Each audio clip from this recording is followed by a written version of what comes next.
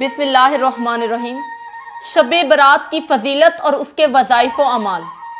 سب سے پہلے اگر آپ ہمارے چینل پہ نئے ہیں تو ہمارے چینل کو سبسکرائب کر دیں، لائک کر دیں اور کمنٹ کر دیں۔ شب برات برکتوں اور رحمتوں والی شب ہے۔ اس شب کو برکت والی رات، دوزخ سے نجات والی رات، مغفرت والی رات، گناہوں کو مٹانے والی رات، دستاویز والی رات، شفاعت والی رات اور اس کی بھی کہا گیا ہے۔ قرآن کریم میں اسے لیلۃ المبارکہ کے نام سے یاد کیا گیا ہے۔ اِنَّا أَنزَلْنَاهُ فِي لَيْلَةِ الْمُبَارَكَةِ، ہم نے اس قرآن مجید کو ایک برکت والی رات میں نازل کیا۔ ہم نے اس قرآن مجید کو ایک برکت والی رات میں نازل کیا۔ اس شب میں ہر حکمت والا کام تقسیم کر دیا جاتا ہے اور اس میں سال کے حالات قلمبند کر دیے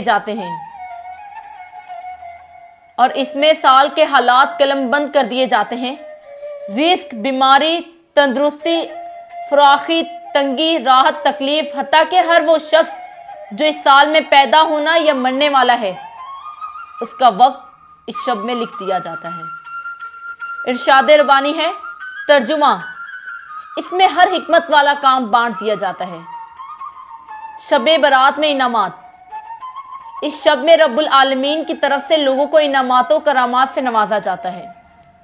لوگوں پر خصوصی رحمت ہوتی ہے، گناہوں کی مغفرت ہوتی ہے اور دعاؤں کو مستجاب کیا جاتا ہے۔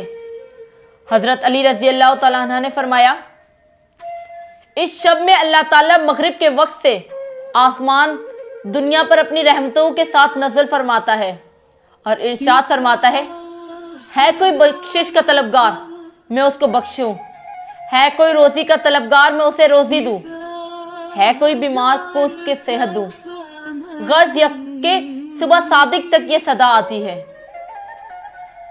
شب برات میں نوافل پڑھنے کے طریقے اور ان کا ثواب۔ 50 برس کے گناہ معاف ہو جائیں گے۔